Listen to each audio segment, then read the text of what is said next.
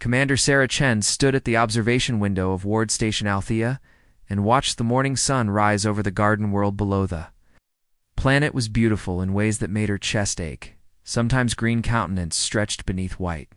Clouds and 3 small moons hung in the purple-tinted sky like pearls on silk down. There among the forests and meadows lived the Silveri people. There were only 200,000 of them left in the entire universe. A had been protecting them for 5 years now, and she knew many of them by name. The Silveri were a delicate species with translucent skin that shimmered when they felt strong emotions. They communicated through a combination of soft musical voices and telepathic impressions that felt like warm thoughts placed gently in your mind. Their civilization had been ancient and peaceful until the plague came. Plague had been artificial and deliberate, and created by a species whose name Sarah refused to speak aloud. It had killed billions of Silvari across dozens of worlds in less than a generation. Humanity found the survivors huddled on 3 dying planets and brought them here to Althea that had been 200 years ago. When humanity first established the Ward system was simple in concept, but profound in practice. Any species facing extinction or persecution or catastrophe could petition humanity for protection, accepted they would be given a world or station where they could rebuild their population and culture and safety. Humanity asked nothing in return except that the species commit to peace and cooperation. Over 2 centuries, the Wards had saved 43 species from oblivion. Sarah's communication panel chimed and she turned. From the window, Lieutenant Park's face appeared on the screen, and he looked worried in a way that made Sarah's instincts flare. Commander, we have multiple contacts entering the system. Park said. His voice was steady, but his eyes were wide. There, not responding to hails, and their approach vector is aggressive. Sarah moved to her command chair and pulled up the tactical display. Her blood went cold. 17 warships had just dropped out of faster-than-light travel at the edge of the Althea system. The ships were Krell Dominion vessels, and their weapon systems were already powering up. Sound general quarters, Sarah ordered her. No. Mind was racing through possibilities, and none of them were good. Get Ambassador Kirish on the line and wake up everyone in the diplomatic corps. The Krell Dominion had been making noise about the Wards for the past decade. They were an expansionist empire that saw weakness in compassion and opportunity in protection. Krell politicians had argued before the Galactic Council that humanity was hoarding valuable real estate. They claimed the Ward species were occupying worlds that could be better used for Krell colonies. Humanity had ignored the complaints because the Wards were sacrosanct. The Ward territories were protected by treaty and tradition and 200 years of galactic respect. No one had ever attacked a Ward before. No one had ever been stupid enough to try. Commander, the Krell fleet is dividing. Park reported. His hands moved across his console with practiced efficiency. 14 ships are on an intercept course with the station, and 3 are moving into orbital bombardment positions above the planet. Sarah felt her heart hammering against her rib. Station Althea had defensive systems, but they were designed to handle pirates or small raids. The station held a garrison of only 200 Marines against 17 Krell warships. They wouldn't last an hour. Evacuate all non-essential personnel to the escape pods. Sarah commanded military personnel to battle stations, and someone get me a comm channel to those ships right now. The station's alarms began wailing throughout the corridors. People ran in controlled panic toward their assigned emergency stations. Sarah could see the fear in their eyes as they passed her command center. The screen flickered, and a Krell face appeared. The Krell looked like a cross between a crocodile and a bear, with thick scaled skin and small red eyes that burned with cold intelligence. I am Supreme Commander Thrakor of the Krell Dominion. The alien said. His voice was a deep rumble like grinding stone. Your occupation of this system ends today. Sarah kept her face calm even though rage was building in her chest. This is a protected Ward system. Under Terran authority, she said clearly. You are in violation of 17 galactic treaties, and the attack you're planning will be considered an act of war. Thraker's lipless mouth curved into something like a smile. Your species has grown soft. Protecting these weaklings, he said. The Krell Dominion recognizes no authority over systems we claim, and we claim this one. The transmission cut off. Sarah turned to her weapons officer. Target their lead ships and fire everything we have, she ordered.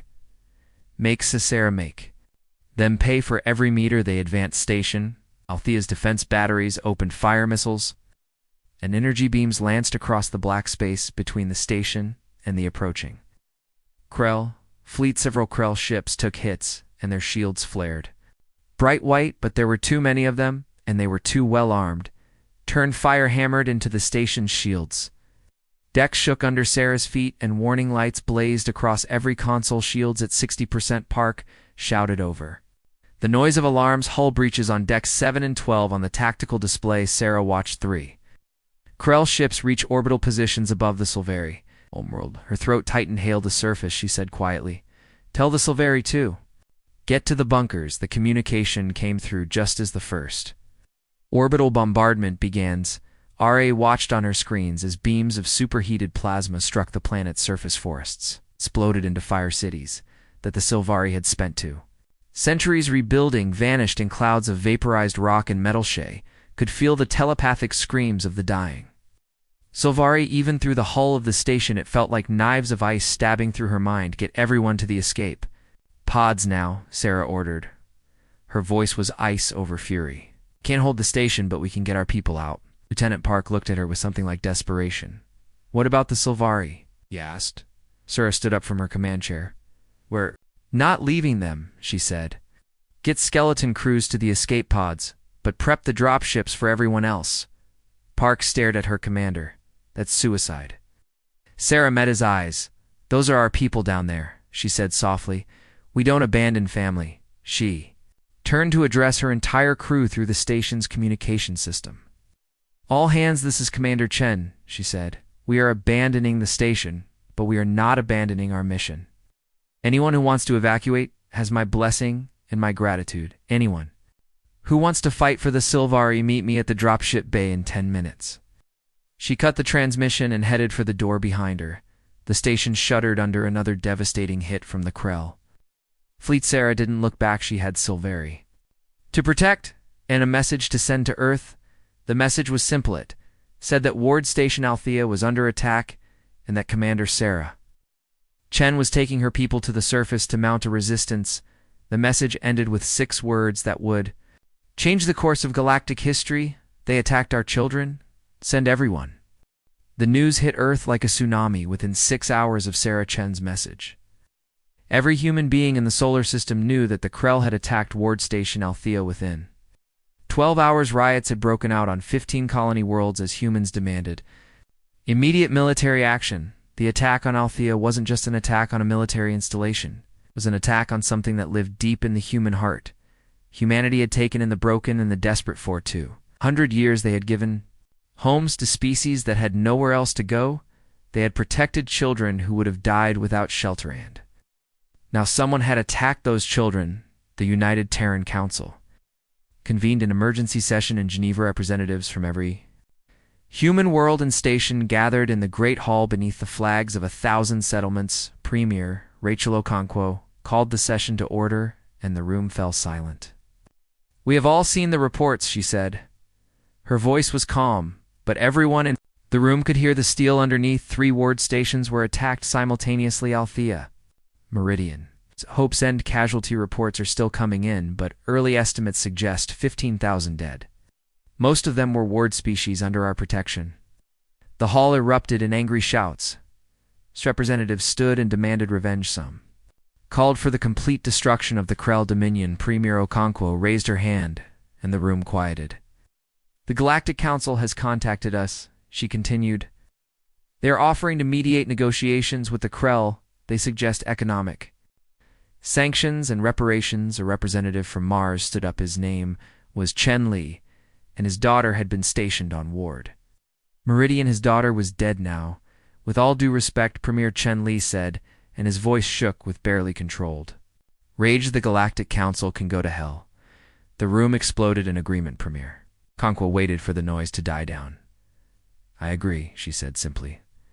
The room went silent in shock. The time for negotiation ended when the Krell opened fire on defenseless civilians. The Premier continued, the Council is preparing a formal declaration.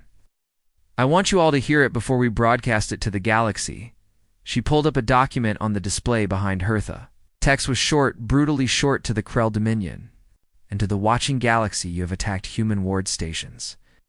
You have killed those under our protection. You touched our children. There will be no negotiation. There will be no mediation. There will be no mercy. As of this moment, humanity is at war with the Krell Dominion. We will not stop until you no longer have the capacity to harm anyone ever again. The silence in the hall was absolute. Then someone started clapping within seconds. The entire council was on its feet in thunderous applause. The declaration was broadcast across every human channel and through every diplomatic network. The galaxy's reaction was immediate and divided. Some species praised humanity's defense of the weak, others warned that human rage would lead to catastrophe. The Krell themselves responded with contempt. Supreme Commander Thrakor gave a public statement from the Krell homeworld. Humanity blusters and threatens, he said, but they have grown fat and lazy in peacetime. Let them come, we will crush them as we crush their precious wards. Thrakor would later claim he never actually said those words. Historical record would prove him a liar. Admiral Marcus Okonkwo received his orders 6 hours after the declaration. Marcus was Rachel's younger brother and a veteran of the expansion wars 50 years ago. He had spent the last 2 decades commanding peaceful exploration fleets. Now he stood in the Admiralty, building on Luna, and looked at the authorization in his hands. He had been given command of the entire Terran Defense Force. He had been given authorization to use any means necessary to achieve victory. He had been given a blank check to wage total war. How long do we have, Marcus? Asked the Chief of Naval Operations. Admiral Sarah Kamani looked tired. She had been coordinating military movements for 18 hours straight. Every available warship is being recalled to staging areas, she said. We can have the 1st and 3rd fleets ready to move in 1 week. Full mobilization will take 3 months. Marcus shook his head. Too long, he said.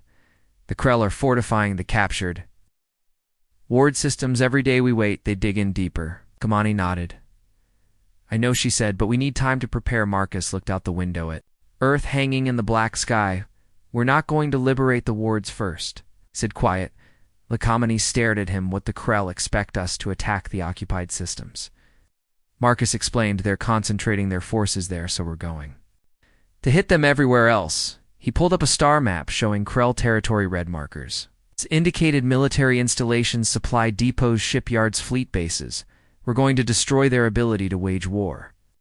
Marcus said, we're going to burn their shipyards, obliterate their supply lines, hunt down every Krell military vessel in space.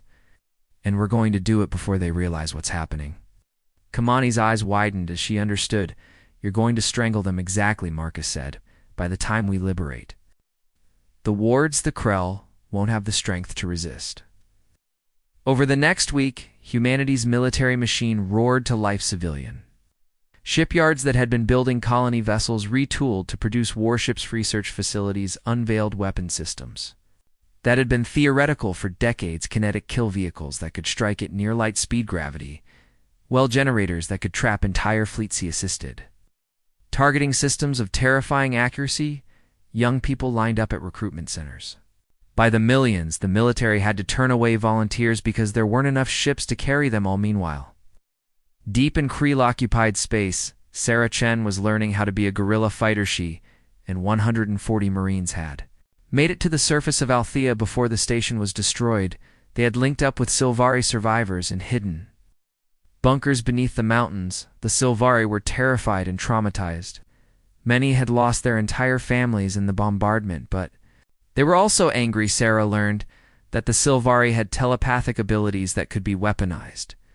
They could sense Krell positions from kilometers away, could project fear and confusion into enemy minds. They could coordinate perfectly without any electronic communication. We want to fight, a young Sylvari named Shira told Saru. Shira's scales shimmered deep purple with determination. Your people protected us for 200 years now. Let us fight beside you. Sarah looked at the fragile alien standing before her. Shira barely came up to her shoulder and probably weighed 40 kilograms, but her eyes burned with the same fire. Sarah felt in her own chest. All right, Sarah said. Let's make the Krell regret ever coming here. The resistance began small ambushes on Krell patrols, sabotage of supply convoys, hit and run attacks that melted away before reinforcements arrived. Grell garrison commander sent increasingly frustrated reports back to the Dominion. His troops were being killed by an enemy they couldn't find. His vehicles were exploding from hidden charges. His soldiers were going mad from telepathic attacks. They couldn't defend against. Sarah recorded a message and sent it through secret channels back to Earth. Then the message. She was covered in mud and dried blood behind her. A Krell transport burned. This is Commander Sarah Chen transmitting from Althea. She said, "We are still here, we are still fighting, and we will hold until you arrive." When Admiral Marcus Okonkwo saw the message, he smiled. It was not a kind smile. Launch the first strike groups, he ordered. Let's show the Krell what happens when you touch our children. Supreme Commander Thrakor stood in the command center of his flagship and watched the tactical displays with growing satisfaction. His forces had secured 3 ward systems, and the humans had done nothing. 2 weeks had passed since the initial attacks. The Galactic Council was still debating sanctions. Human ships remained in their home system. Straker had begun to believe his own propaganda about human weakness. Supreme Commander. His intelligence officer said, "We have lost contact with Shipyard Gamma 7. Thrakor turned from the display. Lost contact, he repeated. Define lost contact. The intelligence officer's scales rippled with uncertainty. They stopped transmitting 30 minutes ago, he explained. We sent a scout ship to investigate. The scout ship also went silent. Something cold touched Thrakor's Gamma 7. It was a major shipyard deep in Krell territory. It was building 6 heavy cruisers for the Dominion fleet. Send a full squadron to investigate. Thrakor ordered and increased security at all military installations. The squadron arrived at Gamma 7 6 hours later. What they found would haunt Krell naval officers for generations. The shipyard was gone. Not damaged, not destroyed in the conventional sense. Simply gone. Debris floated in space where the massive structure had been. The 6 cruisers under construction had been reduced to expanding clouds of metal vapor. Analysis of the wreckage would later show that something had struck the shipyard at nearly 20% of light speed. The kinetic energy had been enough to atomize everything in a sphere 3 kilometers across. The scout ship that had been sent earlier was also gone. So was the squadron's lead destroyer. It vanished in a flash of light. While the other ships watched. No missile, no energy beam. One moment the destroyer existed, and the next it was debris. Retreat. The squadron commander ordered, his voice cracked with panic. All ships retreat to hyperspace immediately. 2 more ships died before the survivors could jump away back on his flagship. Ikora stared at the reports in disbelief. How, he demanded. How did humans get ships that far into our territory without being detected? His intelligence officer had no answer. Neither anyone else. The truth was that humanity had spent 200 years building relationships with hundreds of species across the galaxy. They had trading partners and allies and friends. On the wards, information flowed to human intelligence networks like water running downhill. Krell fleet movements, supply schedules, patrol routes, facility locations. Humans knew where every Krell military asset was positioned, and they were systematically destroying them. Admiral Marcus Okonkwo commanded the operation from a mobile command ship that never stayed in one system for more than 8 hours around him. Holographic displays showed the progress of 50 different strike groups. Target package Delta 9 has been eliminated, a tactical officer reported. Strike Group 7 is reporting complete success, no casualties. Marcus nodded. His strategy was simple but required perfect execution. Hit the Krell everywhere except the occupied ward systems. Destroy their capacity to build ships. Destroy their capacity to supply their fleets. Destroy their capacity to wage war, and do it all before they could react. Human strike groups would appear without warning. They would destroy their targets with overwhelming force. Then they would vanish before Krell reinforcements arrived. The key was speed and intelligence. Humanity's ships used technology that the Krell had never seen. Stealth systems that bent light around the, whole faster than light drives that were nearly twice as fast as Krell drives. Weapons that struck from ranges the Krell couldn't even detect. Sir, we have confirmation on supply convoy Theta. Another officer said all 47 ships have been destroyed. Marcus felt a grim satisfaction that convoy had been carrying ammunition and replacement parts for the Krell garrison at Ward Meridian. Without those supplies, the garrison would start running short within weeks. What's the status on the gravity well operation, Marcus asked his weapons development. Officer looked up with a fierce grin. Strike Group 12 is in position. She said the Krell Third Fleet has no idea what's about to hit them. Across the galaxy in the Krell-held Arcturus system, an entire occupation fleet of 32 warships orbited a gas giant. They were preparing to move to reinforce the garrison at Ward. Hope's End, the fleet commander, was reviewing deployment orders when his sensor officer shouted in alarm, multiple gravity anomalies appearing throughout the system. The officer said, his voice rose with each word, "Sir, we can't jump to hyperspace. Something is holding us here." The fleet commander felt ice in his blood around. His fleet's 16 human ships appeared. They'd been there all along, hiding in stealth now. They revealed themselves, all ships' battle stations, the commander ordered. "Concentrate fire on." He never finished the order. Human kinetic kill vehicles began striking. Krell ships, the projectiles were small, just a few kilograms of dense metal, but they were moving at 40% of light speed. When they hit a ship, the kinetic energy was apocalyptic. Krell vessels exploded like small stars. Their shields meant nothing against that much raw momentum. The entire battle lasted 17 minutes. At the end of it, 32 Krell warships were debris. The human ships vanished back into stealth and jumped away, not a single human casualties. Commander Thrakor received the news in his command center. He stood frozen, staring at the casualty reports. In 3 weeks of human operations, the Krell Dominion had lost 8 major shipyards, hundreds of military vessels, dozens of supply depots, thousands of trained crew, and the humans had barely taken any losses. "Where are they getting these weapons?" Thrakor demanded. "We have fought humans before. They were not this dangerous." His chief scientist spoke quietly. "Supreme Commander, I believe these weapons have always existed. The humans simply chose not to use them." Thrakor turned to stare at the scientist. "What analysis of the wreckage suggests these are mature technologies," the scientist explained.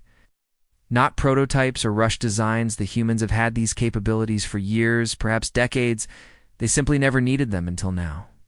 The implications settled over Thrakor like a lead blanket. Humanity had been fighting at a fraction of their capability for their entire known history. They had won the expansion wars 50 years ago while holding back. Now they were showing what they could really do. "Recall all fleets to defensive positions," Thrakor ordered. His voice sounded defeated even to himself. "Abandon offensive operations. Focus everything on protecting critical infrastructure." It was too late. Within 24 hours of the order, human strike groups destroyed 3 more shipyards and a fleet staging area. The Krell military was bleeding to death from 1,000 cuts, and the cuts kept coming deep in Krell. Space intelligence officers worked desperately to find the human command ship. Eve could kill Admiral Okonkwo. Maybe the operation would fall apart.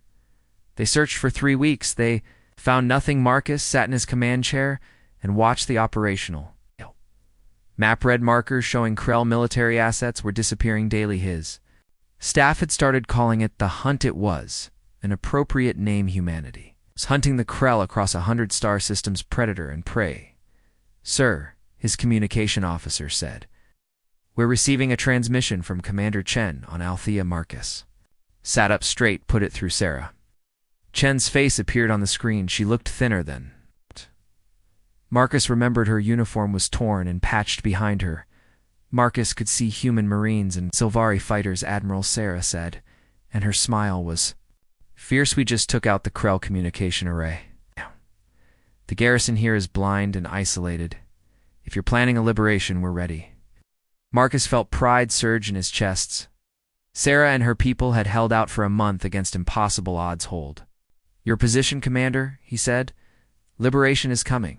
At first, we're going to make sure the Krell can't threaten anyone ever again." Sarah's smile turned cold. "Give them hell, sir." Marcus cut the transmission and turned to his staff.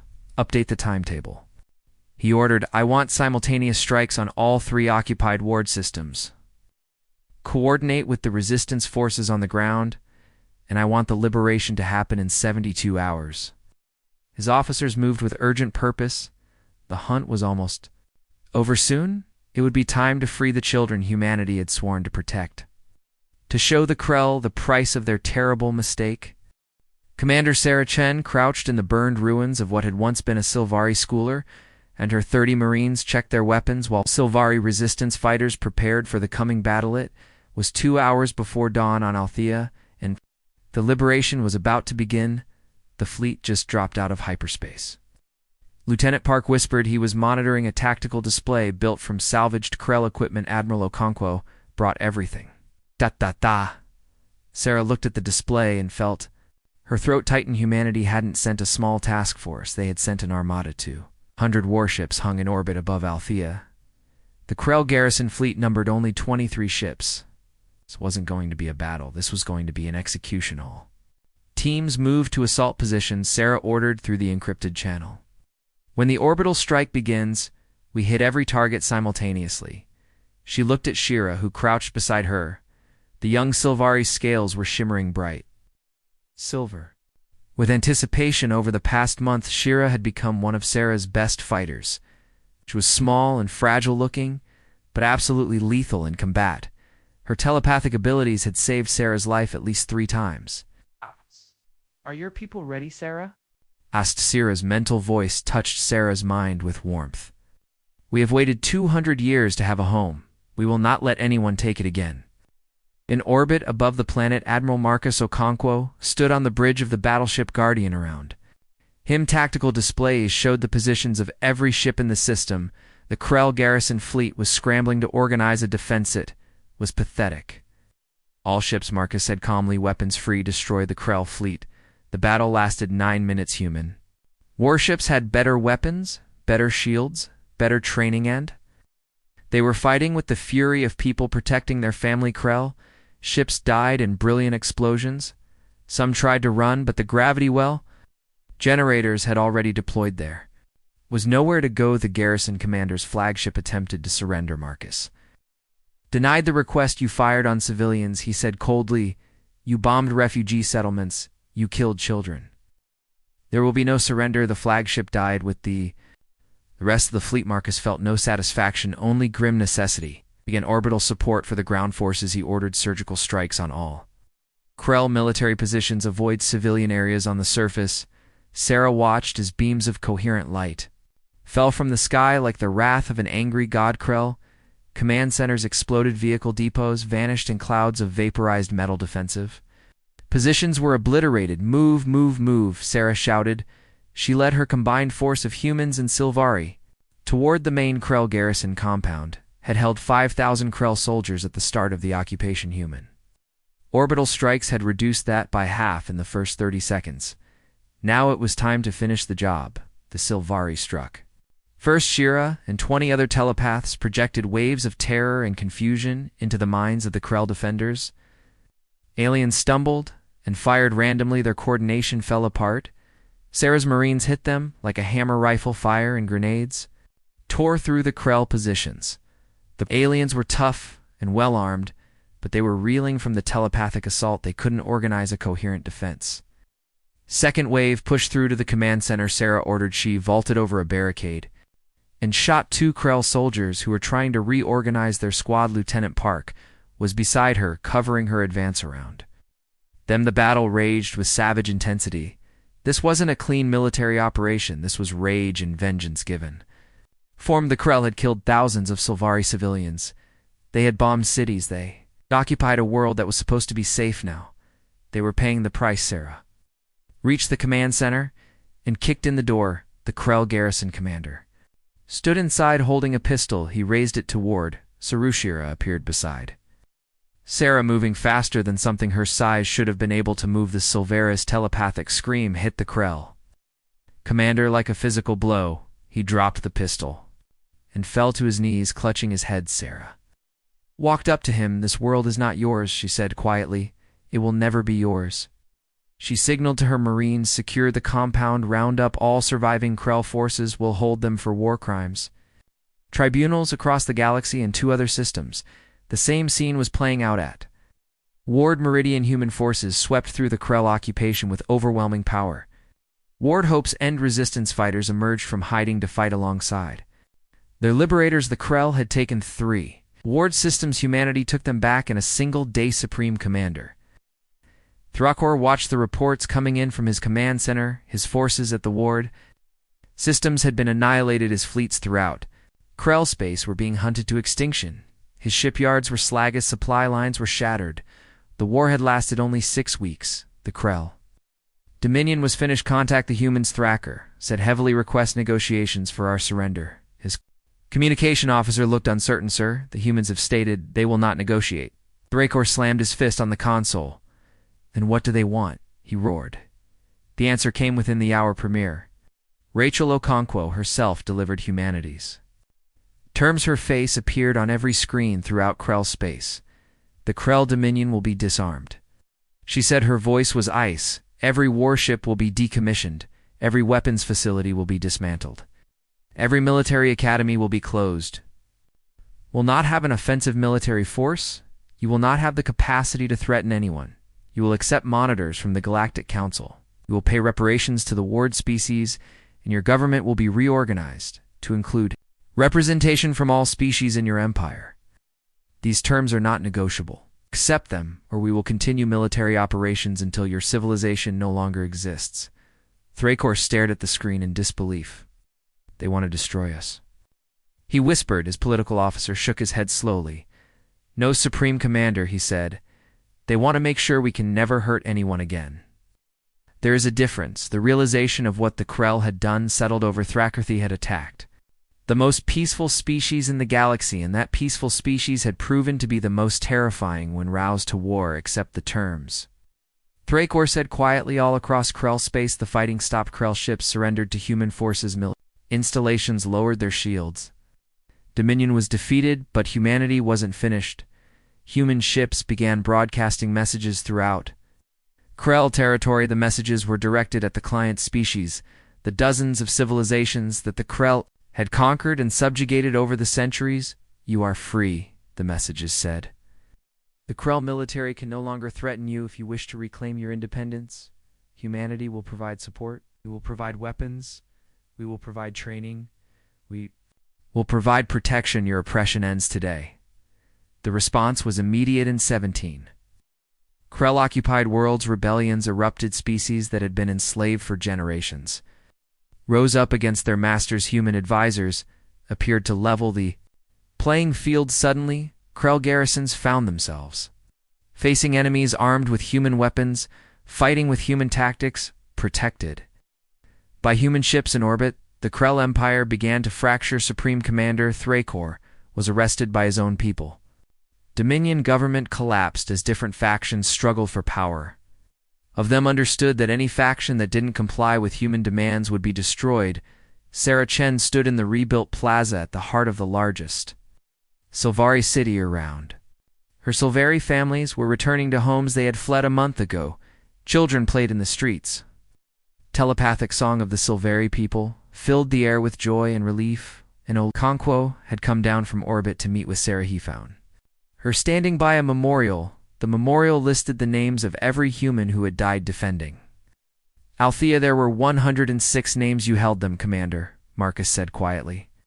Against impossible odds you held the line. Sarah turned to face him. Her eyes were tired, but fierce. They were our family, sir, she said simply.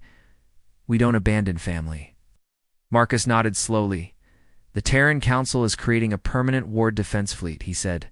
Dedicated ships and personnel, properly funded and equipped. Never again will the wards have to defend themselves with minimal forces.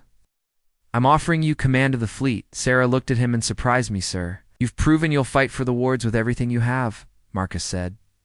Exactly the kind of commander they need. Sarah looked out at the Silvari city. She thought about the past month, the fear, the pain, the losses. She thought about Shira and the other Silvari who had fought beside Hirsch, thought about the children playing in the streets. I accept, she said. 6 months after the attack on the wards, the galaxy gathered to witness justice. The trial was held on a neutral station orbiting the galactic core. Core representatives from 200 species filled the observation galleries. Supreme Commander Thrakor stood in the defendant's box wearing restraints. He looked smaller, somehow diminished. The prosecution was led by a human lawyer named Chen Liv, same Chen Li whose daughter had died at Ward Meridian. He stood before the tribunal and presented the evidence. Holographic displays showed the orbital bombardment of Althea, the destruction of civilian settlements, the targeting of refugee camps.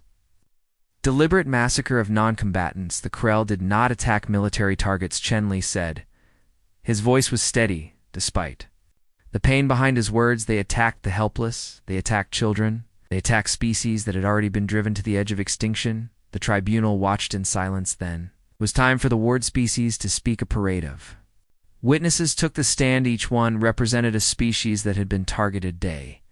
Silvari Elder described watching her grandchildren die in the bombardmente. Tarathi refugee explained how human protection had saved his people from genocide. A young Meridian native showed scars from Krell occupation, but the testimony that changed everything came from Sheer.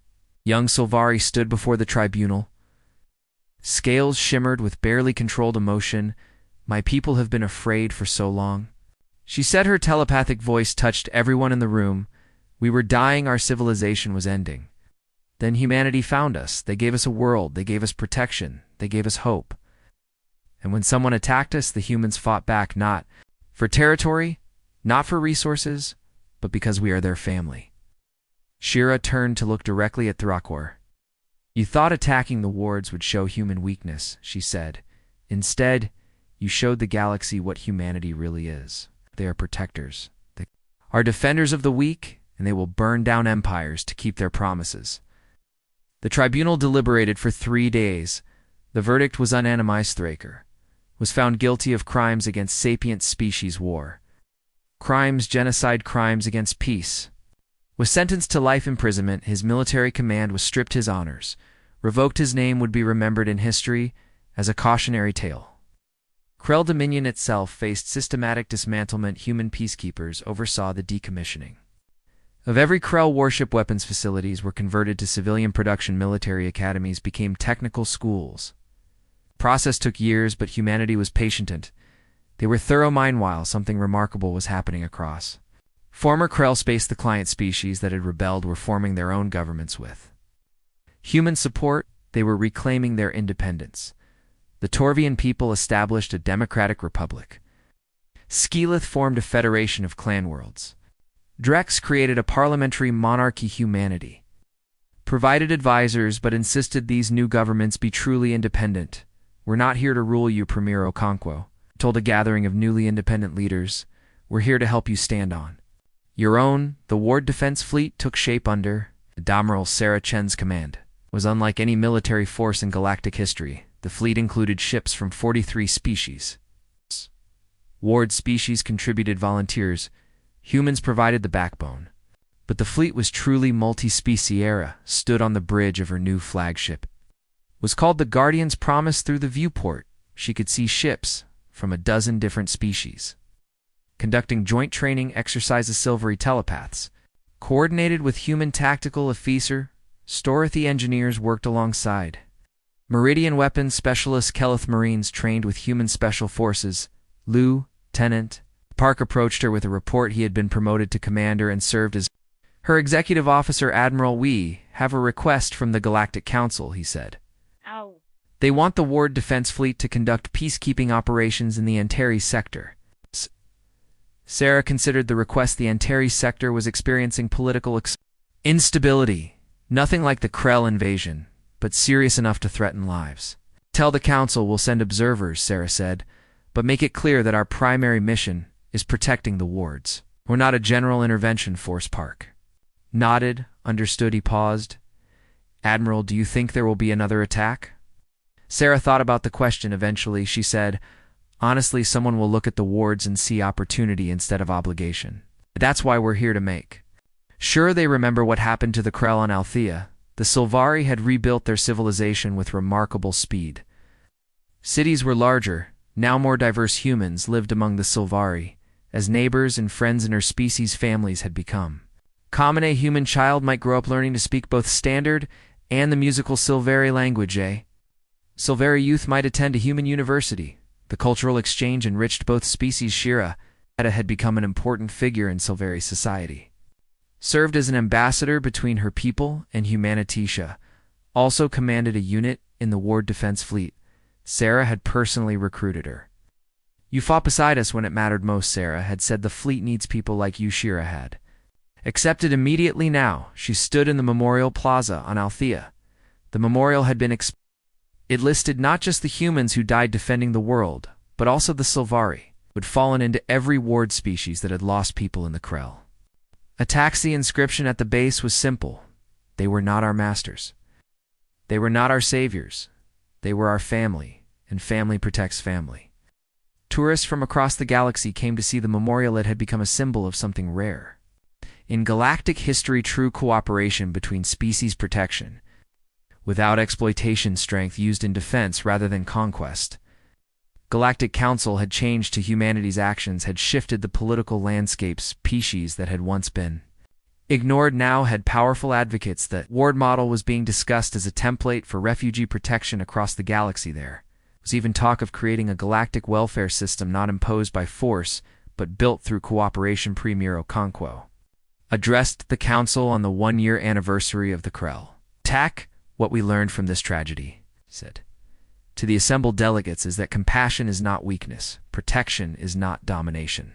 It's strong, have an obligation to defend those who cannot defend themselves. Humanity will continue to maintain the wards, we will continue to protect those who need protection, and we will respond with overwhelming force against anyone who threatens them, but we also extend an invitation to the galaxy. Join us in this work. Help us create a civilization where no species needs to fear extinction, where refugees find safety, where the weak are protected by the strong. Several species accepted the invitation. The ward system expanded to include new protectorates, not all under human administration, but all following the same principles: safety, dignity, the chance to rebuild back on the Guardian's promise. Sarah received a message from Earth. It was from her sister, who she hadn't seen in 3 years. The message was simple. I'm proud of you. Ain't what you did on Althea, standing against impossible odds, protecting those who couldn't protect themselves. That's what it means to be human. Sarah watched the message twice, then she turned to look out at her fleet ships from dozens of species flying in formation. Together, fighting together, protecting together. She thought about the Krell, about how they had seen humanity's compassion as weakness. They had learned the truth the hard way. Humanity was peaceful by choice, not by necessity. They could be gentle because they were strong.